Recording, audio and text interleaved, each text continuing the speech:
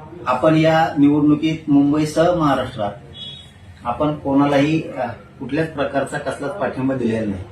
काही जणांनी काही बांधवांनी कुठं कुठं पाठिंबा दिलेला असेल किंवा त्यांचा तो वैयक्तिक काही जणांनी निर्णय घेतलेला असेल, त्यांना तो अधिकार आहे, त्यांचा अधिकार आपण हिसकून नाही घेऊ शकत। परंतु मी स्वतः कोणालाही कुठला पक्ष नाही, महाविकास आघाडी नाही किंवा महायुती नाही, आपण कोणालाही पाठिंबा कसल्याच प्रकारचा दिलेला नाही।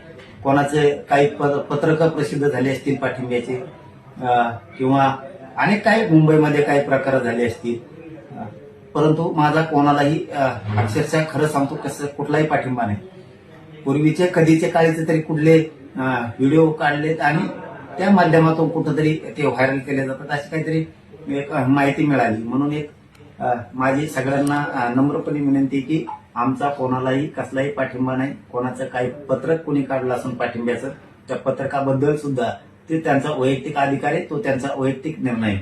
माझा म्हणून मी कोणालाही पाठिंबा दिलेला नाही, हे सगळ्यांनी बांधवांनी सगळ्यांनी समजून घ्यावं। ना महायुती ना महाविकास आघाडी, ते मुंबई असेल, मुंबई सुद्धा महायुतीलाही नाही आणि महाविकास आघाडीला पण नाही, आणि उर्वरित महाराष्ट्रात सुद्धा ना महायुतीला आहे ना महाविकास आघाडीला आहे। कोणालाही माझा कसलाही पाठिंबा नाही, याची सगळ्यांनी नोंद घ्यावी।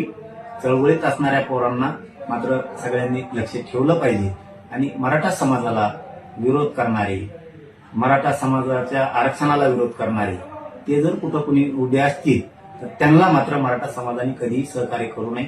शेवटी ते मराठ्यांच्या लेकरांच्या मुळावर उठणारे लोक असतात, हे मराठा समाजाने समजून घ्यावं।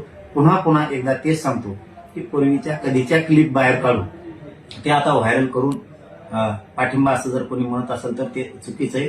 मी मुंबईसह महाराष्ट्रात कुठंही ना महायुतीला ना महाविकास आघाडीला कुठेही मी पाठिंबा दिलेला नाही। कोणाचं पत्रक जरी असलं पाठिंब्याचं तरी त्या पत्रकाशी माझा काही संबंध नाही।